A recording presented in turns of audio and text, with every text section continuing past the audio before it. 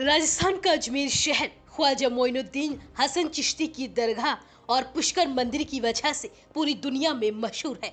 लेकिन इस धार्मिक शहर की आबो हवा में साल 1990 से 1992 तक कुछ ऐसा हुआ जो न सिर्फ गंगा जमुनी संस्कृति को कलंकित करने वाला था, बल्कि अजमेर के सामाजिक ताने बाने पर बदनुमा दाग बन गया। उस वक्त एक स्थानीय दैनिक नवज्योति अखबार में एक ऐसी खबर छपी जिसने सबको हिला कर रख दिया था। इस अखबार में स्कूली छात्राओं को उनकी अश्लील तस्वीरों के जरिए ब्लैकमेल करते हुए उनका यौन शोषण किए जाने का पर्दाफाश किया गया था। बड़े लोगों की पुत्रियां ब्लैकमेल का शिकार शीर्षक से प्रकाशित खबर ने पाठकों के हाथों में अखबार पहुंचाने के साथ ही भूचाल ला दिया। क्या नेता, क्या पुलिस, क्या प्रशासन, क्या सरकार, क्या सामाजिक धार्मिक नगर सेवा संगठन से जुड़े लोग सबके सब सहम गए। ये कैसे हो गया? कौन है? किसके साथ हुआ? इसके बाद खुलासा हुआ कि एक गिरोह अजमेर के गर्ल्स स्कूल सोफिया में पढ़ने वाली लड़कियों को फार्म हाउस पर बुला कर रेप करता रहा और जिन लड़कियों को घर वालों को भनक तक नहीं लग सकी। रेप की गई लड़कियों में IAS IPS की बेटियां भी शामिल थी। इस पूरे कांड को अश्लील तस्वीरों के जरिए ब्लैकमेल करके अंजाम दिया गया था। पीड़ित लड़कियों की संख्या 100 से भी अधिक बताई गई थी। इन लड़कियों की उम्र 17 से 20 साल के बीच में थी। इस कांड की शुरुआत में सबसे पहले फारूक चिश्ती नाम के एक शख्स ने पहले सोफिया स्कूल की एक लड़की को फंसाया, उसके साथ रेप किया। इस दौरान उसने उसकी अश्लील तस्वीरें खींच ली। इसके बाद वो इन अश्लील तस्वीरों के जरिए उसे ब्लैकमेल करने लगा। उससे स्कूल की दूसरी लड़कियों को बहला फुसला कर लाने के लिए कहने लगा। मजबूरन वो लड़की अपनी सहेलियों को भी फार्म हाउस ले जाने लगी। उन सभी के साथ रेप और ब्लैकमेलिंग का खेल होता रहा। एक के बाद दूसरी, दूसरी के बाद तीसरी, तीसरे के बाद चौथी। इस तरह एक ही स्कूल की करीब 100 से ज्यादा लड़कियों के साथ रेप हुआ। घर वालों की नजरों के सामने ये लड़कियां फार्म हाउस पर जाती थी। उनको लेने के लिए बकायदा गाड़ियां आती थी, घर पर छोड़कर भी जाती थी। लड़कियों की रेप करते समय तस्वीरें ले ली जाती थी। इसके बाद डरा धमका कर और लड़कियों को बुलाया जाता। स्कूल की इन लड़कियों के साथ रेप करने में नेता, पुलिस अधिकारी भी शामिल थे। इस सेक्स स्कैंडल का मास्टरमाइंड फारूक चिश्ती था। उसके साथ नफीस चिश्ती और अनवर चिश्ती भी शामिल थे। तीनों ही यूथ कांग्रेस के नेता थे। फारूक अध्यक्ष पद पर था। इन लोगों की पहुंच दरगाह के खादिमों तक भी थी। खादिमों तक पहुंच होने की वजह से रेप करने वालों के पास राजनीतिक और धार्मिक दोनों ही तरह की शक्तियां थी। रेप की शिकार लड़कियां ज्यादातर हिंदू परिवार से थी। रेप करने वाले ज्यादातर मुस्लिम समुदाय से। इस वजह से पुलिस डरती थी। इस कांड के बारे में जानकारी होते हुए भी पुलिस कार्यवाही नहीं कर रही थी। उसे डर था कि कहीं सांप्रदायिक दंगे ना हो जाए और उसे संभालना मुश्किल ना हो जाए। धीरे धीरे इस स्कैंडल के बारे में पूरे शहर को पता चल गया। लड़कियों की अश्लील तस्वीरें हवा में तैरने लगी। जिसे मौका मिलता वो हाथ साफ कर लेता। लड़कियों को ब्लैकमेल करके उनके साथ रेप करता। यहाँ तक नेगेटिव से फोटो को डेवलप करने वाला टेक्नीशियन भी इसमें शामिल हो गया था।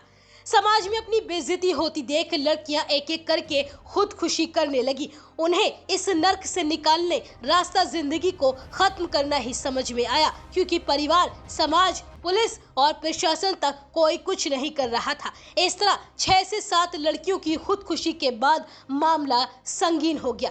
इस बीच दैनिक नवज्योति के एक पत्रकार संतोष गुप्ता ने इस केस पर सीरीज शुरू कर दी। उनकी खबरों ने पुलिस और प्रशासन पर दबाव बनाना शुरू कर दिया। पत्रकार संतोष गुप्ता ने दूसरी खबर छात्राओं को ब्लैकमेल करने वाले आजाद कैसे रह गए शीर्षक से प्रकाशित किया। खबर के साथ लड़कियों की अश्लील तस्वीरें भी छाप दी ताकि छात्राओं के साथ हो रहे यौन शोषण को खुली आंखों से देखा जा सके।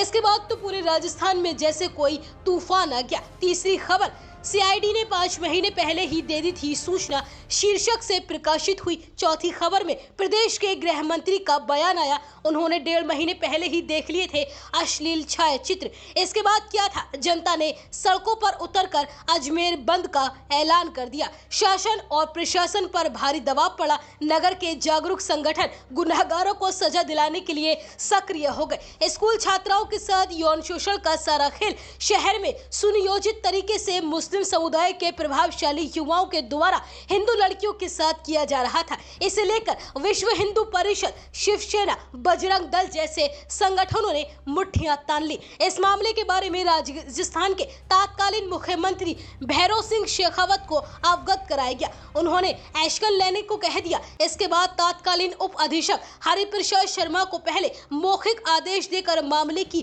गोपनीय जांच करने को कहा गया। गोपनीय जांच में हुए खुलासे के बाद तो जिला प्रशासन के हाथ पैर ही फूल गए। इसके बाद इस मामले को दबाने की प्रक्रिया शुरू की गई। तत्कालीन पुलिस महानिरीक्षक ओमेंद्र भारद्वाज ने बाकायदा प्रेस कॉन्फ्रेंस करके इस सेक्स स्कैंडल को ही झूठा करार दे दिया।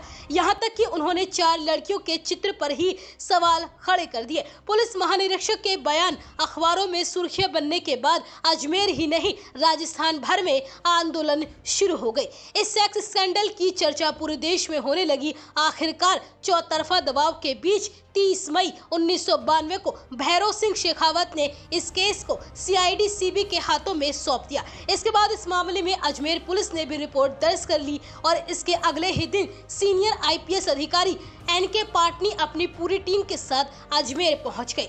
31 मई 1992 से इस केस की जांच शुरू कर दी गई। इस जांच में युवा कांग्रेस के शहर अध्यक्ष और दरगाह के खादिम चिश्ती परिवार के फारूक चिश्ती, उपाध्यक्ष नफीस चिश्ती, संयुक्त सचिव अनवर चिश्ती, पूर्व कांग्रेस विधायक के नजदीकी रिश्तेदार अलमास महाराज, इशरत अली, इकबाल खान, सलीम जमीर, सोहेल गनी, पुत्तन इलाहाबादी, नसीम अहमद उर्फ टार्जन, परवेज अंसारी, मोहिबुल्लाह उर्फ मैराडोना, कैलाश सोनी, महेश लोधानी, पुरुषोत्तम उर्फ जॉन बेसली उर्फ बवाना और हरीश तोतलानी नामक अपराधियों के नाम सामने आए। इनमें शामिल हरीश तोलानी अजमेर कलर लैब का मैनेजर हुआ करता था।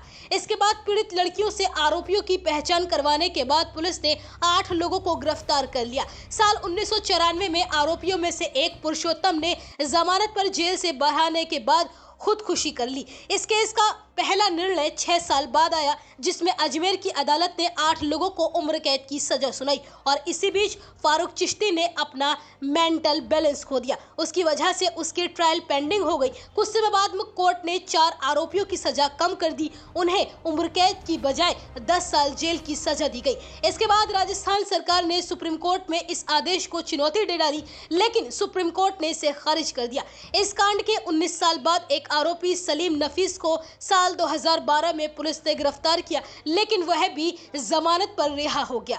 देश के सबसे बड़े सेक्स स्कैंडल में कई पीड़ितों को इंसाफ का इंतजार था और अब 32 साल पहले हुए अजमेर गैंगरेप और ब्लैकमेल कांड के बाकी बचे 6 आरोपियों को स्पेशल पॉक्सो कोर्ट ने दोषी माना है। बीते मंगलवार को अदालत दोषियों को उम्र कैद की सजा सुनाई गई। दोषी नफीस चिश्ती, नसीम उर्फ टार्जन, सलीम चिश्ती, सोहेल गनी, सैयद जमीर हुसैन कोर्ट पहुंच चुके हैं, जबकि इकबाल भाटी को दिल्ली से ले जाया जा रहा है। साल 1992 में 100 से ज्यादा स्कूल और कॉलेज छात्राओं के गैंगरेप और ब्लैकमेलिंग मामले में 18 आरोपी थे। 9 को सजा सुनाई जा चुकी है। एक आरोपी दूसरे मामले में जेल में बंद है, एक सुसाइड कर चुका है और एक फिलहाल फरार है। बाकी बचे 6 आरोपियों को अदालत ने उम्र कैद की सजा सुनाई है।